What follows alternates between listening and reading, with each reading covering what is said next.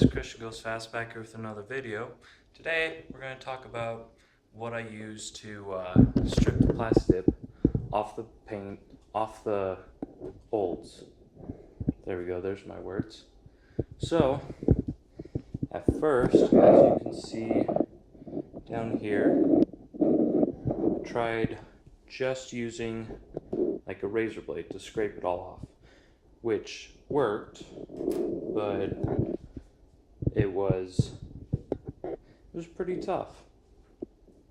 There were a lot of pieces that didn't want to come up, and there were a lot of pieces like where it was uneven, especially down here on the door. You can see where it's sort of a texture to the surface. It'll scrape the plasti-dip like this here. It'll scrape it off the high parts, but it won't get down to the low parts, which is something that kind of needs to come off as well. So, I did some research. I tried WD-40, but while it did help, it didn't really do everything I wanted it to do. It didn't soften it up a little bit. It just kind of made it a little bit easier to pull off and made it sticky. So, I deemed it made more of a mess than in the end actually helping. But it still kind of works. Now what I did find that works really well is Goo Gone. You spray Goo Gone on, you let it sit for a little bit, and then the plasti-dip essentially just turns pretty much into goop. Makes it a lot easier to scrape off. I wouldn't say it brings it down to like the point where you could just like towel it off, but it's right about that area where it's really soft, really easy to get off. So now that I've coated most of the side of the door, coated the front fender and front side door, I'm going to set you up on this tripod here, do a little bit of a time lapse of me doing it. So that's gonna be fun. Cut to that. Alright, Chris from the future here. Time lapse did not work. So instead, I'm gonna show you, not too long hopefully, of how the Goo Gone works and how it makes it a lot easier.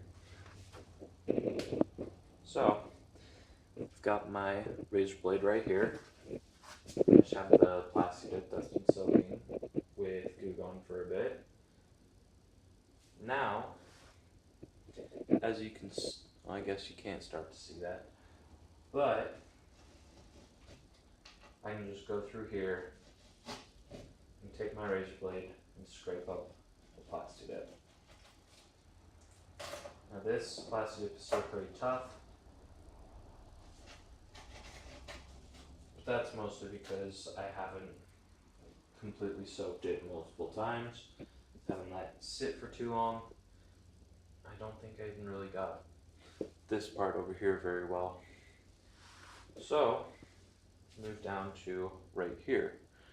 I can see I got it very well because it's starting to like lift up because of the Goo Gone.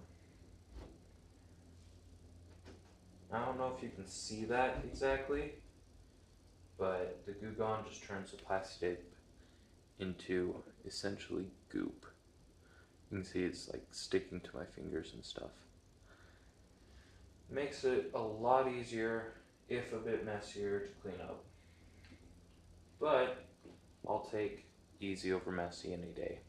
I also have this bucket that is all of the plasti-dip from my hood, the door, the front fender. I've put all of it here so it's not just roaming around my garage making a huge mess, getting stuck to my socks. So, this is basically all there is to it. Soak it in Goo Gone, scrape it off. Although, this is not something I would approach all willy-nilly. This is not the kind of job that you can get done in, you know, a day or a weekend. So, well, for starters, I don't suggest putting plasti-dip on your entire car at all. But, second of all, if you have old plasti-dip on a car that's been there for 2 years, baking under the sun, you sprayed clear coat on top of it, and now you want to redo your car and make it a lot better, go with the Goo Gone then. But yeah, first opinion on plasti-dip, just don't use it. You'll get better results and longer lasting paint job, and it'll be easier to remove if you actually just use paint. Which, I mean, if you can, go with a professional paint job. But if not, I've seen and also had some pretty good outcomes with just spray paint. It's not a permanent thing, but it's pretty easy to do. It's cheap, and you don't end up with a razor blade 2 years after you do it, scraping it all off the car because you can't sand it off. That's why you use paint. You do plasti-dip now thinking, oh, it'll just be easy, it's just peel off and I can, you know, repaint it whenever I want. Nope. It doesn't exactly work like that. But Goo Gone definitely makes it a lot easier to remove. I am going to shut up and I'm going to end this part of the video. Back to past Chris, who still thinks the time-lapse will work in post. It doesn't, but he still thinks that. Alright, I'm back. Chances are highly likely that, you know, I decided that 15 minutes worth of time-lapse scraping off plasti-dip would probably not be too much fun, so decided to record a little bit more afterwards. Now, if you have a car with nice paint that you're just like, oh, whatever, I want to see what the color is underneath, don't use this kind of razor blade to scrape off the plasti-dip.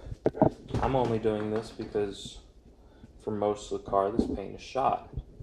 You can see, like, down here how it's super textured and it's kind of falling apart, and then all over the car is just rough.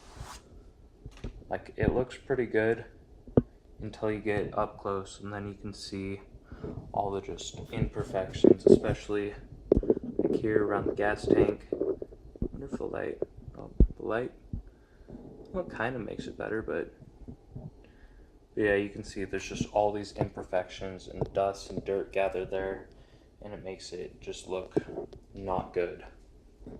So, if you have nicer paint and you're not worried about trashing the paint underneath, when you use your Goo Gone, also get one of these. It's a plastic scraper. It won't damage the paint like this metal razor blade will. But as stated before, I am really not too concerned about the paint underneath. Almost all of it's going to get removed anyway when I do repaint the car. And if there's any purists out there worried about it, just know that this car was in an accident before I owned it. And that piece right there, as well as that whole front fender, and one sec, I'm stuck on my bike. Problems with having a lavalier, especially a corded one. But in addition to that, the passenger door was also replaced.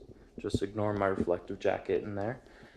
So the front half of that side of the car is not original, and I actually have the old front corner piece And when I bought the car, it came with a different door panel than the one that's on it now, because it's a different door. So I had to switch out the panels. You can see now it matches the one on this side of the car. So on the outside, it looks all original, all the same. But just rest assured that that entire side of the car is different. Well, the front half. From the front door, from the end of the front door forwards, it's all a different car. Which was originally white, but that's beside the point now. I do have the pieces just buried back here in my spare parts boxes. Alright, so this is the original front corner piece. I did some sanding and stuff on it because I was going to try and like reuse it or remake it into something else. But if you can see, these pieces have a end cap over them, and that end is a nice straight line. This one, not so much. It's also missing the end cap. So unless I try to refinish this piece, it will probably never end up on the car. But it's still cool to have around, just be like, yo, check this out. Alright, with that being said, I'm gonna go before this video drags on. Thank you so much for watching. If you enjoyed the video, please leave a like and consider subscribing. It really helps me out and lets me know what you guys want me to do. Of course, if you have any questions or comments, leave it down in the comments as below, and I will see you guys next time.